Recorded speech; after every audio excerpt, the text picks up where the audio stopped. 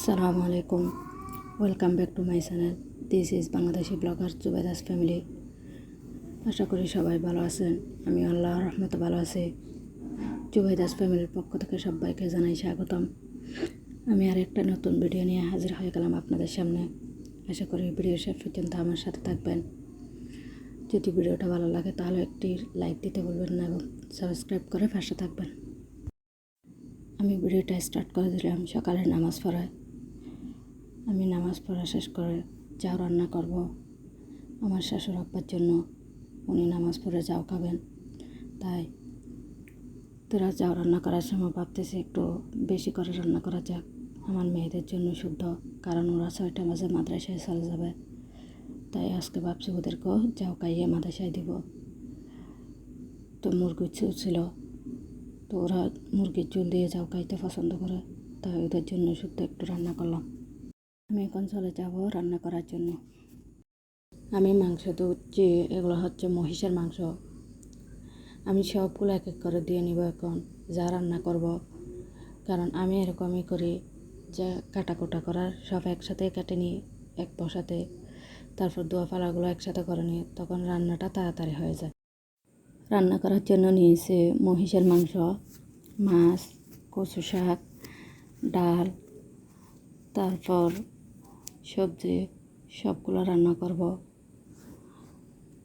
তো এখন আমি এক একটা করে সব ধুয়ে নিচ্ছি ভালো মতো। মাছটাও কেটে পরিষ্কার করে নিচ্ছি।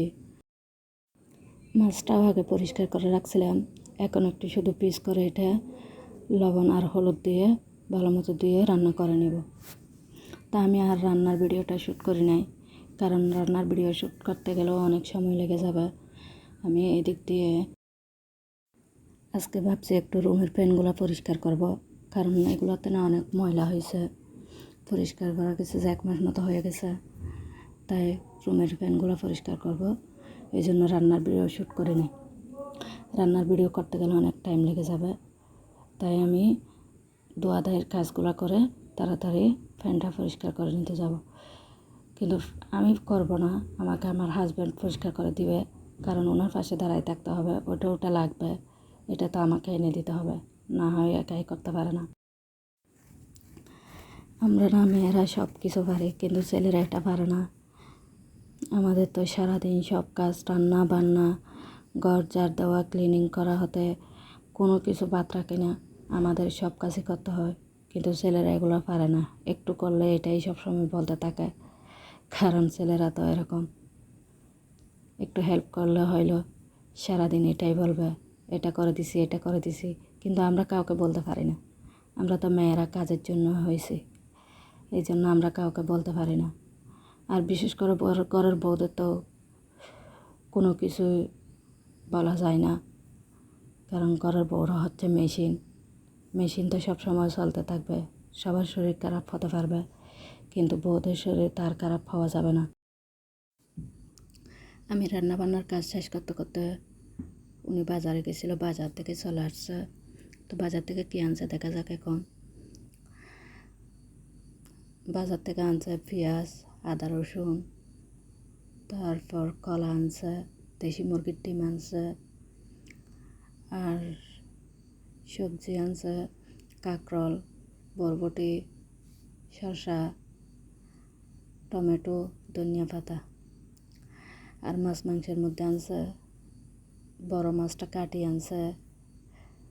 তারপর আজকে যে মাছটা আমি রান্না করছি এরকম মাছ আবারও আনছে, আর মুরগি আনছে।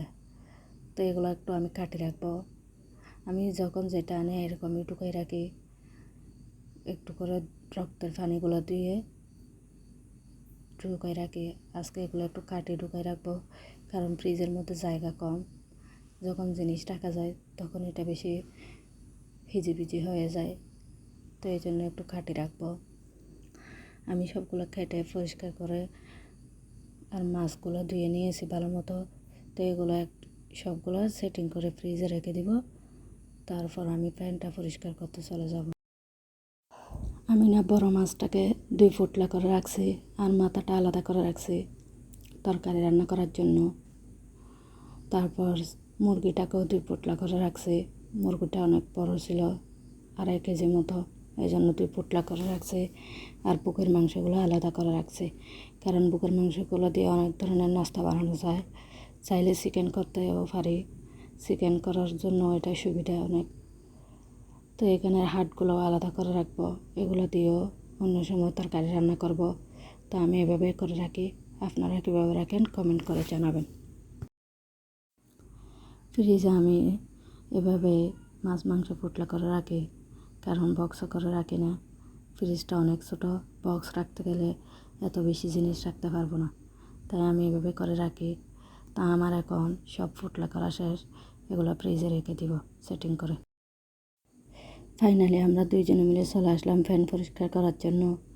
উনিও পরিষ্কার করতে চান, আমি দাঁড়ায় দাঁড়ায় দেখতেছি।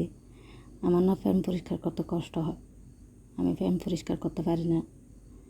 উপর হয়ে তাকাইলে আমার মাথা ব্যথা করে, এই জন্য আমি ফ্যান পরিষ্কার কমই করি। আমি আমার কাজের মেয়েকে দিয়ে প্রায় সময় ফ্যান পরিষ্কার করে নিই, উনি থাকলে উনি করে দেয়।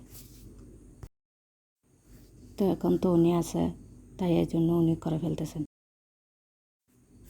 তো ফ্যান পরিষ্কার করা হয়ে গেছে, এখন ঘরটা ঝাড়ু দিয়ে নিব। ঘরটা এখন আমাকে ঝাড়ু দিতে হবে, কারণ উনি তো ফ্যান পরিষ্কার করে দিছে, তো ওনার কাজ শেষ। আজকের ভিডিও এ পর্যন্ত। তো কেমন লেগেছে ভিডিওটা কমেন্ট করে জানাবেন। যদি ভালো লেগে থাকে তাহলে প্লিজ লাইক কমেন্ট শেয়ার করতে ভুলবেন না। যদি কোনো অংশে ভুল হয়ে থাকে তাহলে ক্ষমা সুন্দর দৃষ্টিতে দেখবেন। সবাই ভালো থাকেন, সুস্থ থাকেন। আল্লাহ হাফেজ। আসসালামু আলাইকুম।